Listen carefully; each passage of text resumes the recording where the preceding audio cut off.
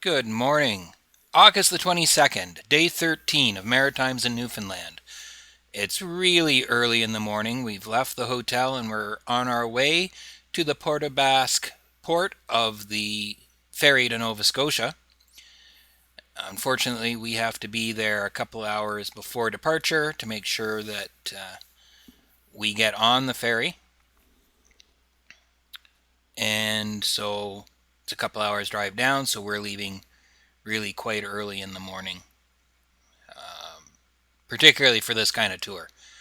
Some groups get up and leave at 6 o'clock in the morning, but typically seniors don't do too much of that. But we are on our way. Um, it's about that time. It's about 6 o'clock in the morning or so. So this is Corner Brook, just a little bit of residential area as we head out towards the Trans-Canada Highway. There's a bit of construction here, as you can see, some sidewalk construction, and then just up here at the top of the hill, there's a great big pit in the middle of the road. They have a flagman here, who I guess has been stationed here all night. Apparently, I need to get over to the right. Who would have thought? Anyways,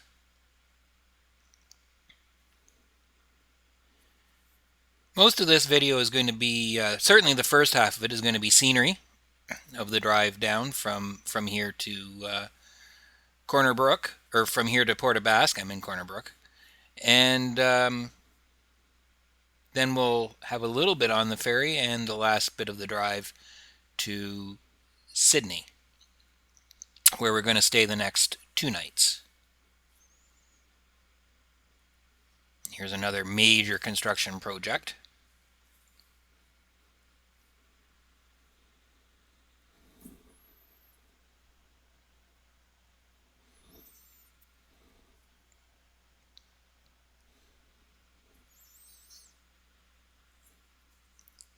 So here are some nice scenes. There's some lakes and rivers and mountains, and one thing that you do come to realize about Newfoundland is that the reason they call it the Rock is that it's pretty much a rock. There's all manner of geological formation here. Apparently, it's um, quite a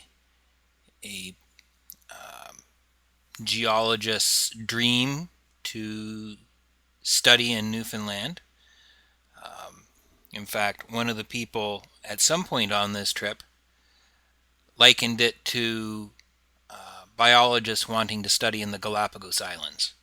That geologists feel very much the same way about studying geology here in Newfoundland.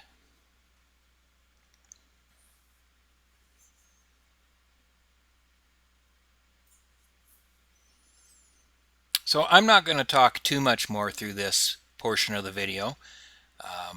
It's just highway driving on the Trans-Canada Highway. It's all the same highway, right down to Port-aux-Basques.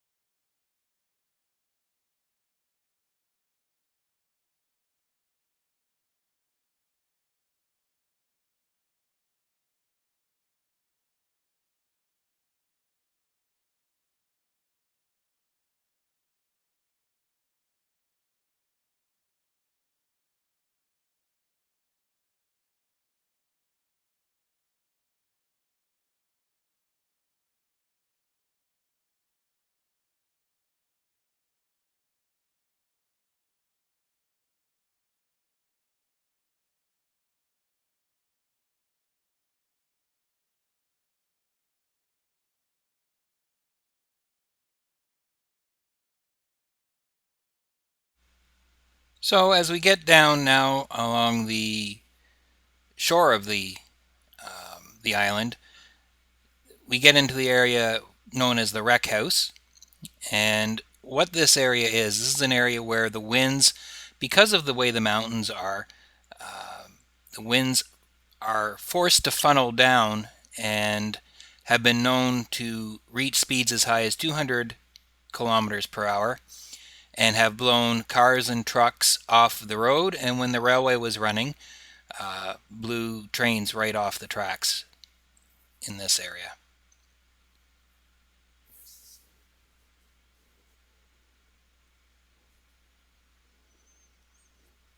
So we're almost to Port-aux-Basques now. We come down into this area with these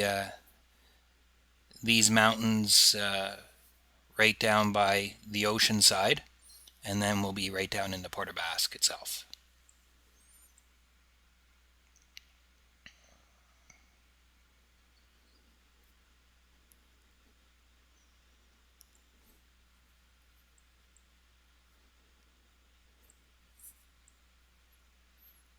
So this is Port-aux-Basques. This is the terminus for the railway. This is where the railway used to receive its freight on the ferries. The ferry system that's in place today is actually originally the railway ferry, and you can see the train on the right as a representation of what would have been a late era mixed freight with both freight cars and passenger cars on it. And they would have gotten those freight cars off the ferry right here in Port-aux-Basques. And they would have changed them from standard gauge trucks to narrow gauge trucks. That is, the wheel sets underneath the cars. They're called trucks. So they would have changed them, and then they would have just taken those standard gauge cars into or around the island. So there's the ferry ahead of us. That is the infamous MV Blue Puttees, the ferry that ran aground. And it was out of service for a month or so. And because it was out of service, that's why the group didn't end up doing the long ferry coming over, because it wasn't running. They had the ship that normally does the long ferry on the short ferry route, and so we couldn't do that. But we managed to find ourselves as one of the first passengers, or groups of passengers, on the Blue Puttees once they put it back into service. So, anyways, we're making our way down here into the loading zone for the ferry. So this is where we get measured up and they charge us. The charge is for the vehicle by length and for the number of passengers on board. Now we've skipped through a little bit here. You can see the Blue Puttees there off to the right again. And now we're getting placed into our lineup. They made a mistake here. Actually, they told us to go in a particular line that was already full. So I got down in here and I had to wait for a little bit while they figured out they'd made a mistake and told us which line to get into. So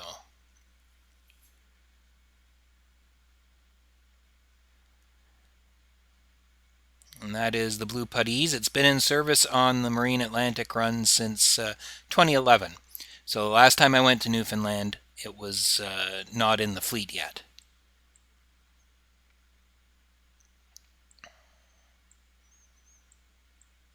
They're quite nice, really, these ferries.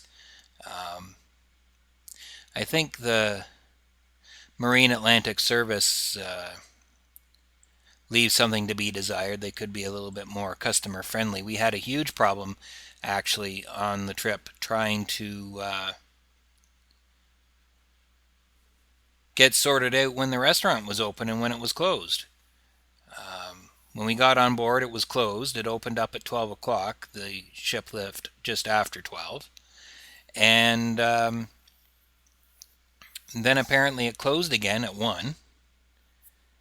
And we went down to get something later in the trip, and it opened again, at 2:30 and closed at 3:30 or some silly thing like that.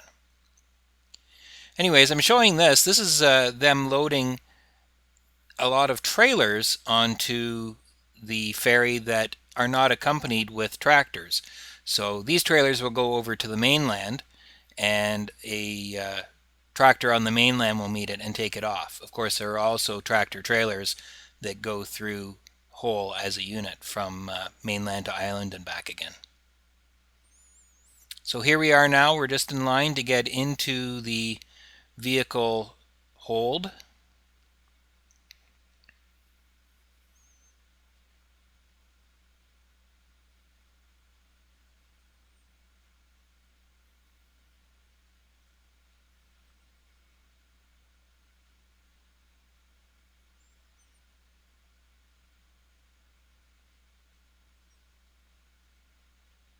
These are pretty large ferries. It takes quite a while to load them.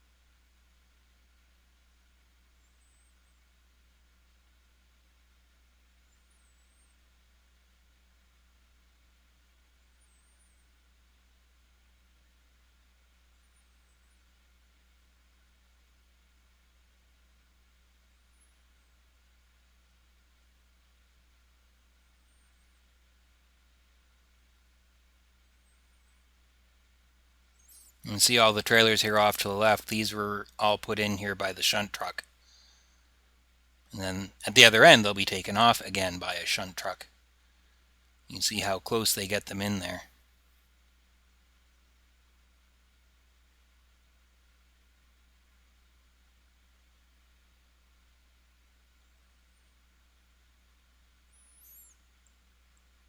And then they're going to put me in that same lineup as those trailers were in.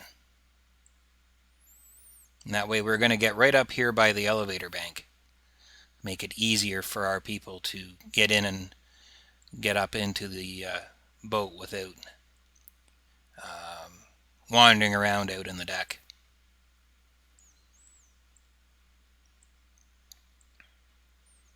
Yeah, they want me to come right up tight, but they realize after they made a mistake and they actually backed me up and let the other people get around my door. Anyways, so we've, in the blink of an eye, done a 7-hour ferry trip, and now we're at North Sydney, ready to get off the boat.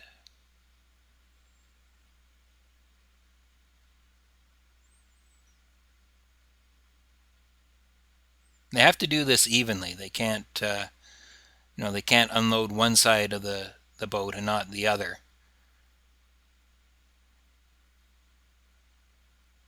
They have to try and keep the boat floating fairly level. So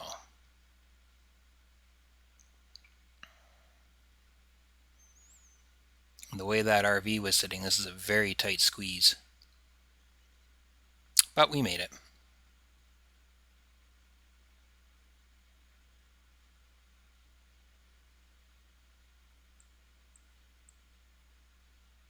And we're back in Nova Scotia.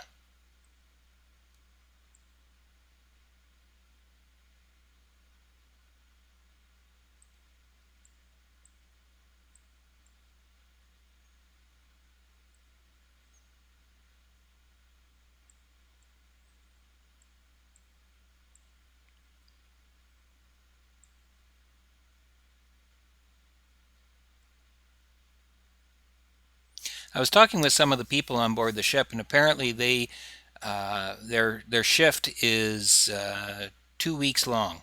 They stay on board the ship for a full 2 weeks.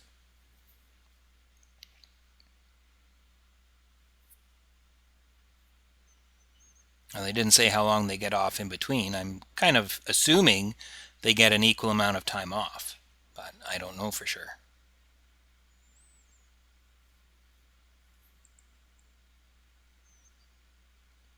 So here we are arriving in Sydney again. Now, I've shown you this in the last video when we arrived at Sydney, before the group went over to the island on their own. But I wanted to show you this confusing sign again at normal speed, so I figured I'd put it in this video too. See? The arrows are pointing left, but I'm getting off at the exit on the right. I find that confusing.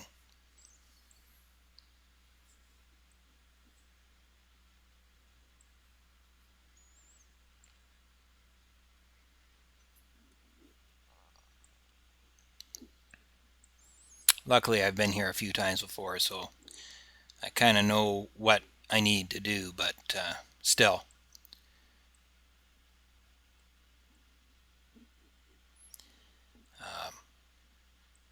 You'd hate to think somebody comes here for the first time. Anyways, that's it for day number 13. We're just on our way down to the hotel, the Holiday Inn that I stayed at before. Thanks for watching.